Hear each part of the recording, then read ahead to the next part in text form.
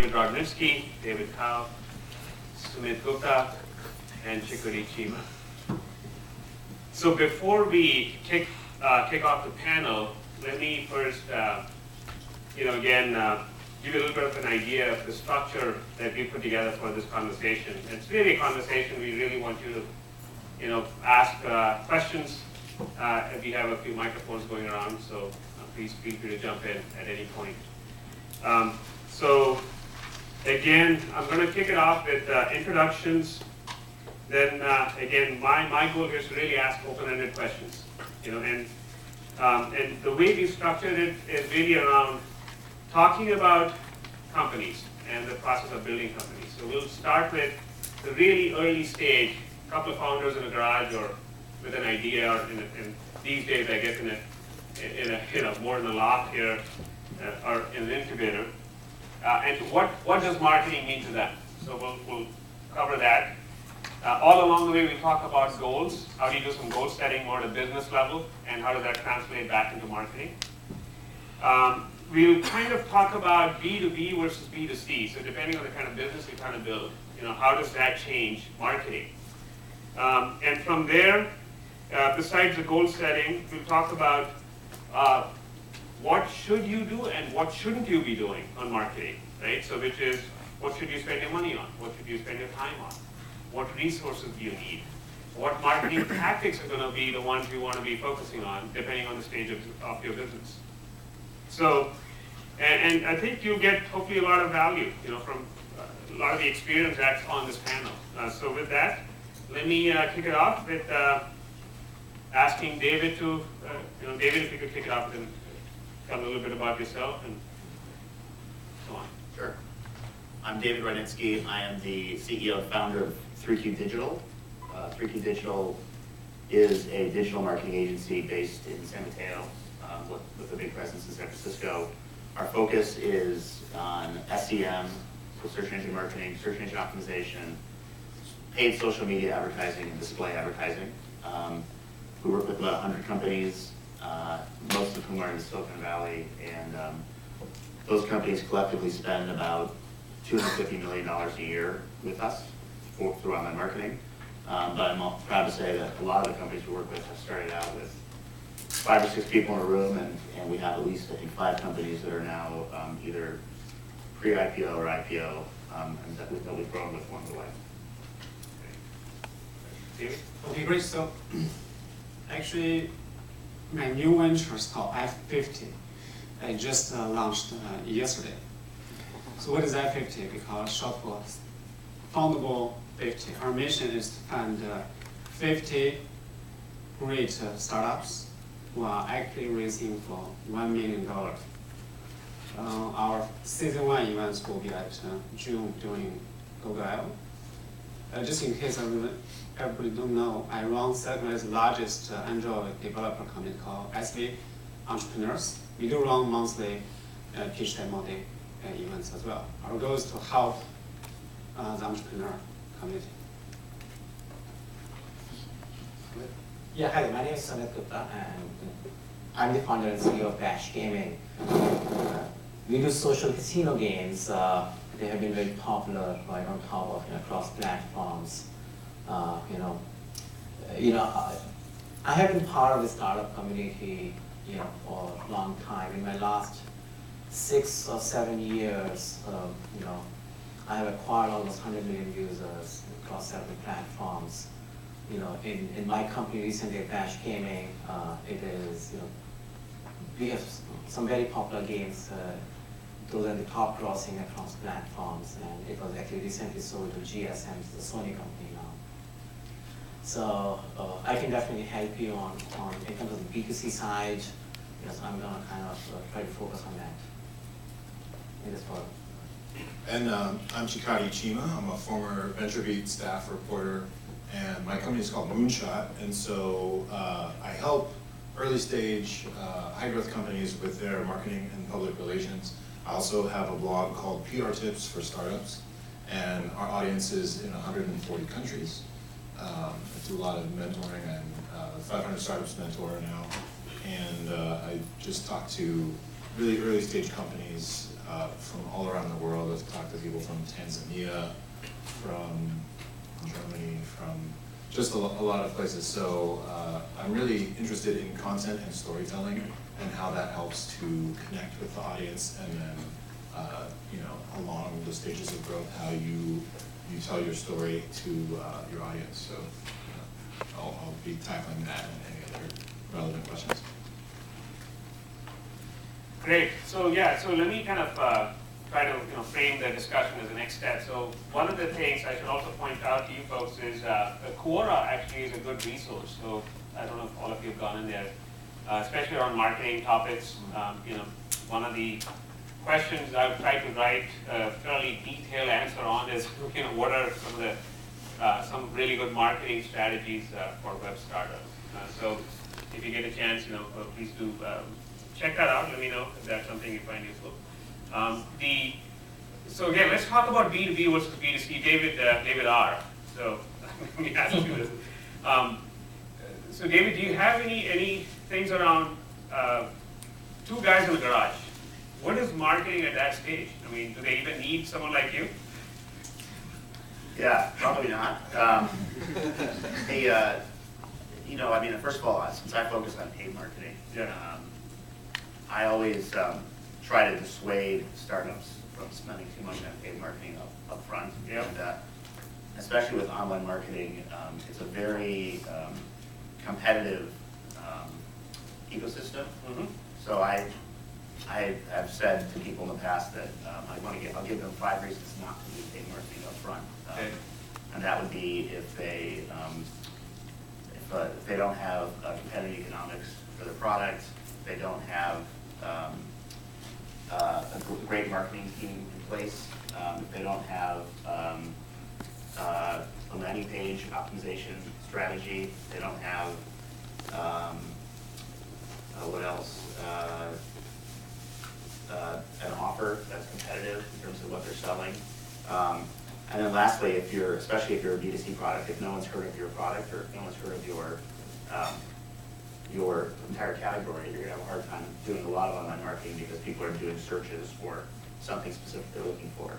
So a lot of people, I think, see marketing, especially on the paid side, as a panacea, and there may be some content marketing that's more effective in the early stages. Yeah, so I mean, is it fair to say that, when you're really early, you still got to even figure out, who you're trying to go to market with, so kind of the product market fit and what your target audience is and so forth. So David Cow, I think you had some specific comments on that even when we were back up, waiting to get up on stage.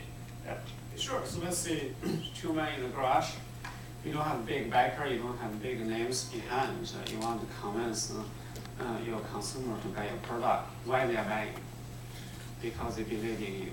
They like your story. So for earlier stage startups, the founder, the co-founding team, are the only team who can present the story, nobody else.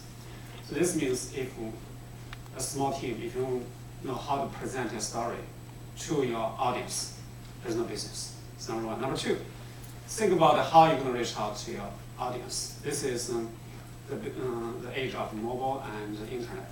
Well, that means that any of your consumers can reach out to find out who you are, even find out where a picture of your garage from Google Map.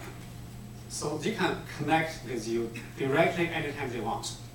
So this means you have nothing to hide. You cannot hire a PR agency big, although you're working on the 2-man garage. You have to tell them the real story. Once they believe in you, they will buy your product. So Sumit, when it was you and your co-founder, and you were 2 guys in the proverbial garage, what was marketing at that point for you guys? So I think marketing to founders or early startup people is when you are building a product, be it in whatever area it is, right? You can't build a product in silo. Right? You have to. It's a thought process at that time. Right? How are you gonna? You try to pitch it. Right? How you gonna be able to communicate it to your audiences? And it shouldn't just be limited to that. I mean, I would encourage you because it is so much democratic now that run ads, and it goes a little listing, but I mean if you have an idea, you're working on something, you should definitely run small, ads just to see if your end users are actually clicking on the thoughts you're having. And yeah, I mean, it can come up to a page which says coming soon a while, but you will at least know whether somebody responds to your needs or not.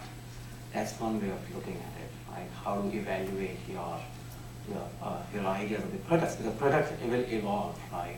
As you're building it up. So just to clarify that for the folks here, so you're saying you have some idea of an initial B2C product or offering, and you want to test the idea like small ad buys. Yeah, small ad buys, you should definitely do that, because you can write a blog about it, and it might, or something, and which definitely helps, and you reach the audience you want to reach. But at the end of the day, you want to really know how you're going to grow this, right? It's all about growth hacking these days. And the only way to do all that growth hacking is if you know that there are enough users who are interested in the idea in this world of thousands of feeds, around them, whether they're going to be interested in that. In that thing you're building, in that offering. So do run some, and it can be Android, it can be on mobile, it can be on Facebook, it can be on PC, it doesn't matter, you should just do that. Just to get an idea. It costs you $1,000, but it will definitely save you from falling into the wrong thing. So that's one. The other is definitely, early on, you should, seek out help. One thing which I did, and I always encourage founders or startup guys to do, is that just seek help, just ask for help. There's so many people in the valley who are willing to give back and help out. And just share the experience, how did they do it and all that stuff. There's so many blogs, there's like Quora, but there's no substitute to just, asking for a coffee or something and just kind of spend an hour with, a guy who's done it before. Chikri, I know you are passionate about content marketing. Mm-hmm. So you want to talk about that a little bit more? I wanted to also address something that David R. said about cost of marketing when you're early stage, is that there's the monetary cost of like actually taking money out of your, if you're a bootstrap and you're taking money out of your personal savings. But even if you're not spending money, there's the balance of time of what your input of time is worth. So there is, even at an early stage, it could be worth it to spend some money and say, my time building the product is actually more valuable than the money that it costs to do this. But that's a calculation that everyone has to make for them. So I kind of wanted to talk about this two guys in a garage thing from an experience I had where we went out, where we thought we had we knew who we were talking to, we knew who the customer was, and then we took a couple boxes of donuts to the Concourse Design Center, and we're going to talk to designers because designers are going to love this. And then, and this was interior decorators actually, and it was a bomb. We were so off, but it was very, very valuable in terms of understanding who the market was or who the market wasn't. And oftentimes that can be just as valuable as understanding who you do need to talk to. But you need to find the right people, obviously. But when you burn your fingers, you can learn a lot that way and be much smarter the next time. So that from the content standpoint, then you're actually talking to people who will convert. Because a lot of the discussion around growth hacking is having a funnel. You want to have a wide funnel, but then people don't get down to the bottom.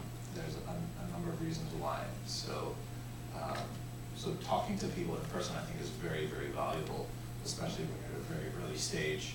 As Sean alluded to, you can just go and sit in a Starbucks and ask people to sign up for your product and watch them do it. And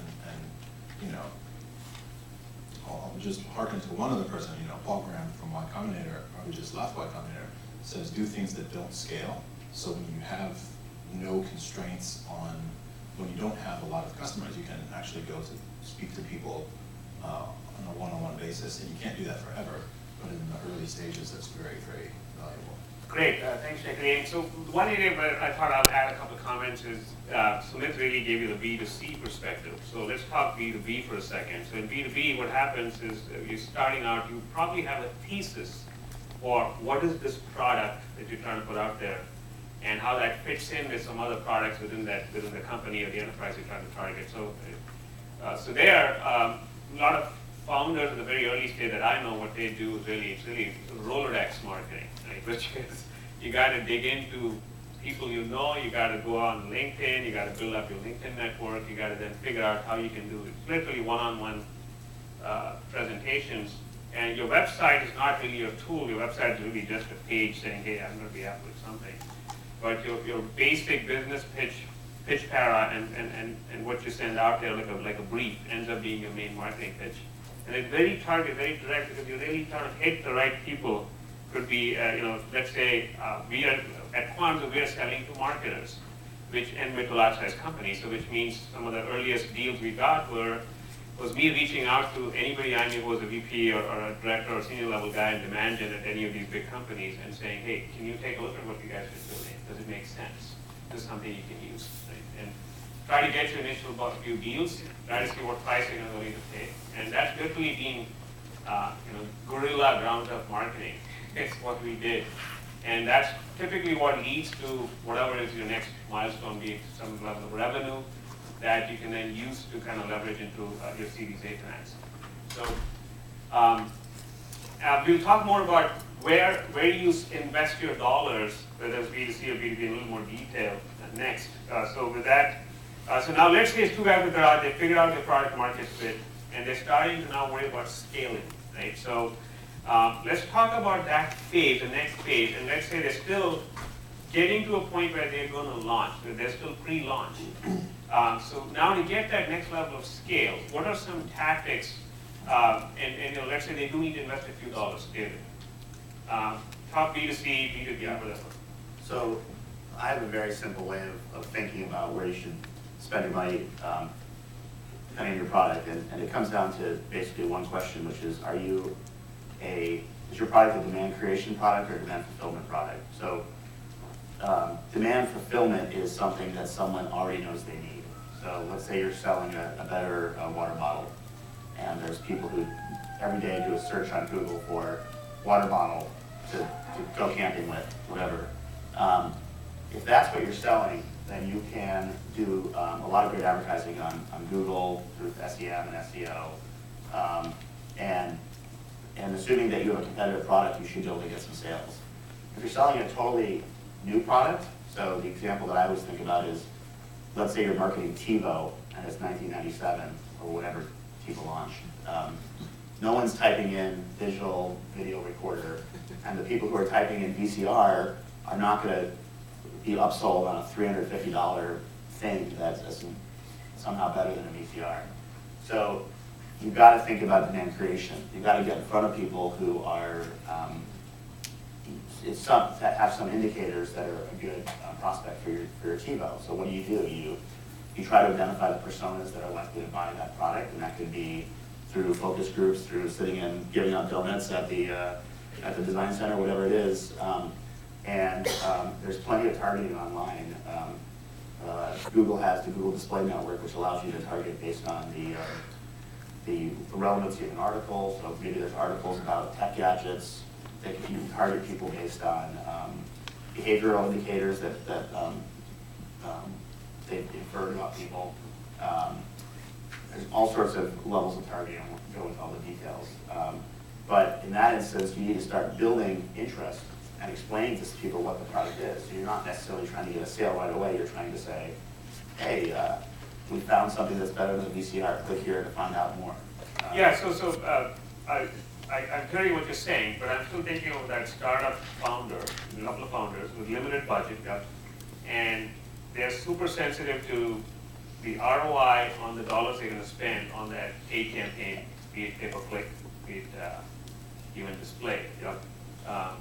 Any do's and don'ts for the folks in the audience on if you should be spending those dollars? Well, I'll just say, first of all, I think Sunit said it. The beauty about online marketing, obviously my bias, is you can start a campaign for $50. And if you're willing to, if you set up the right tracking and you set up the right targeting, you can learn very fast.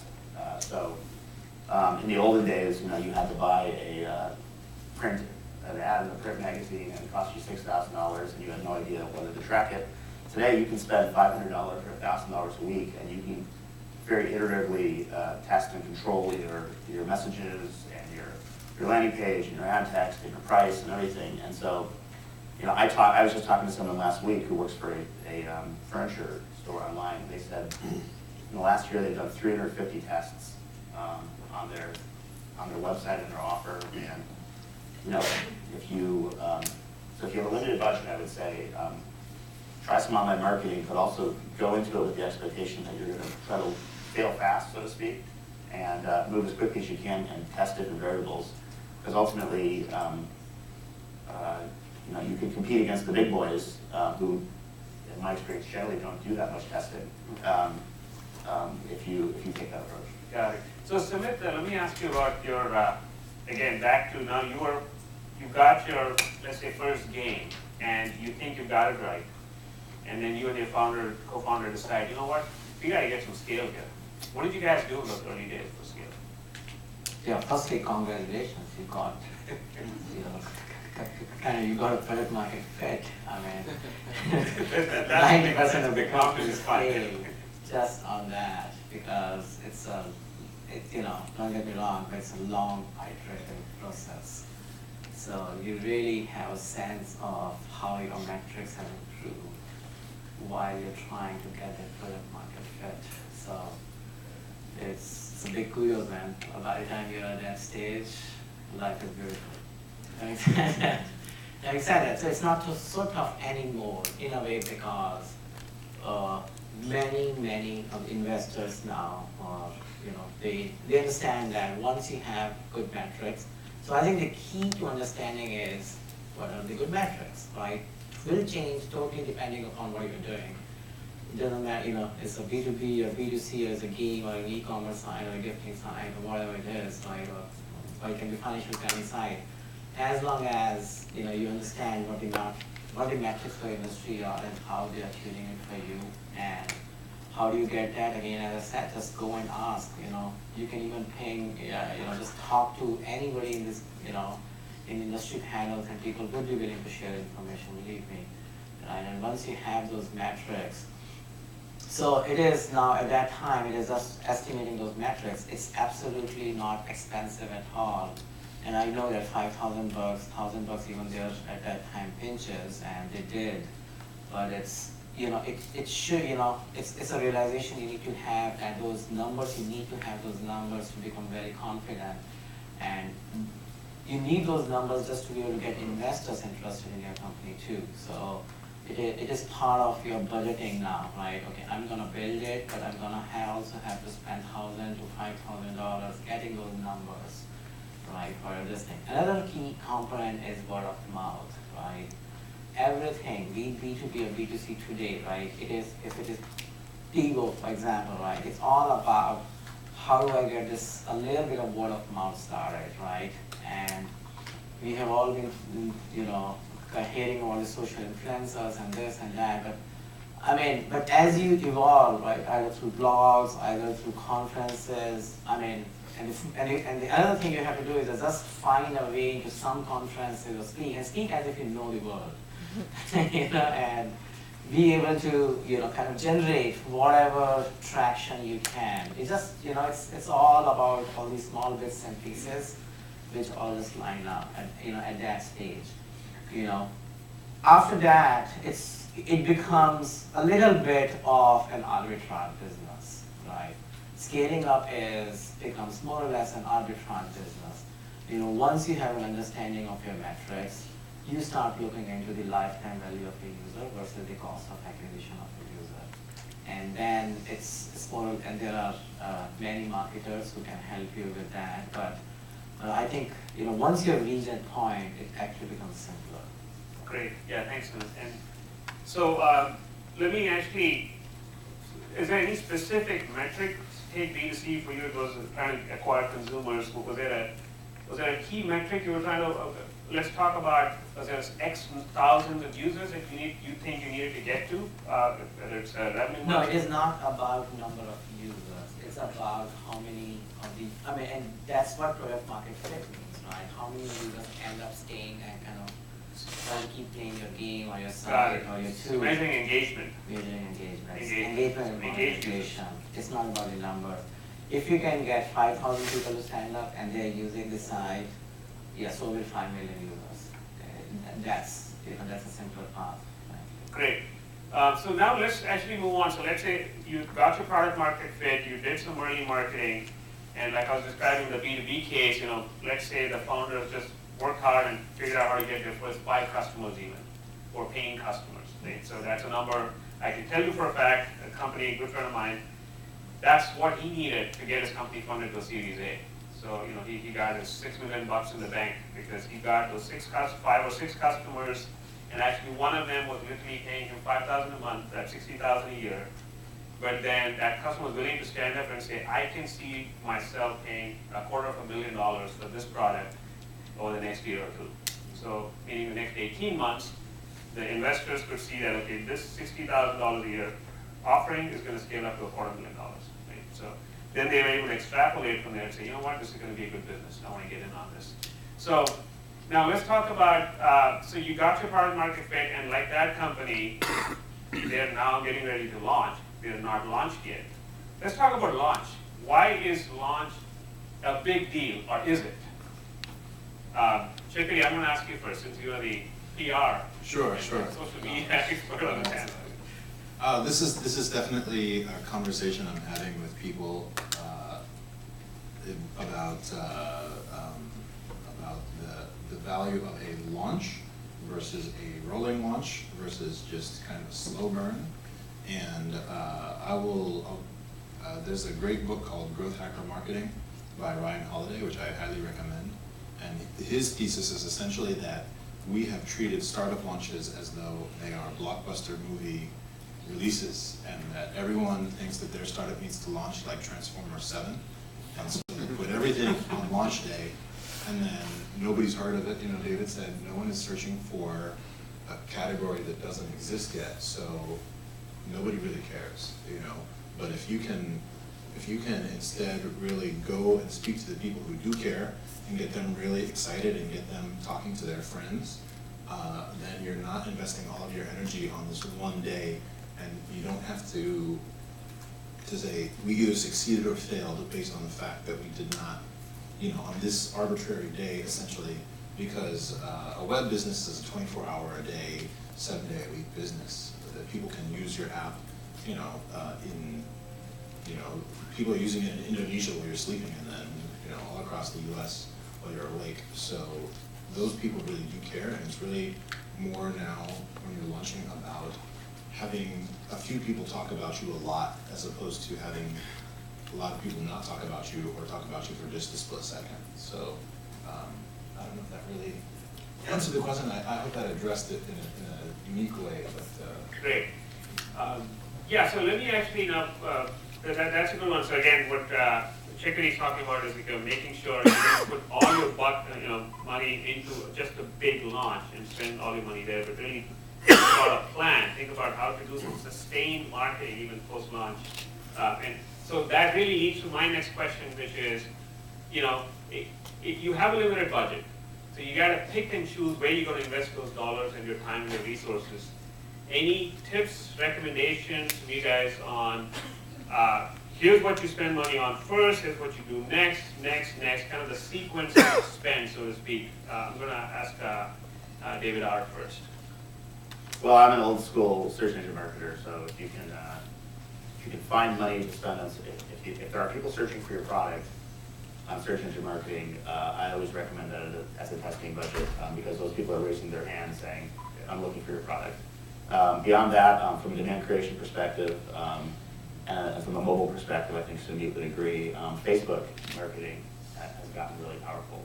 And probably because they're willing to share a lot of private data with advertisers. But I'm very bullish on Facebook right now. Got it. And is that more from a B2C company perspective? Well, you'd be surprised. B2B can work there too. Facebook has something called FBX, which is retargeting. They also have something called custom audiences, which if you have an email database, you can upload your emails and mail merge them with Facebook and market to people there, and then also do lookalike audiences. Okay, perfect. So David,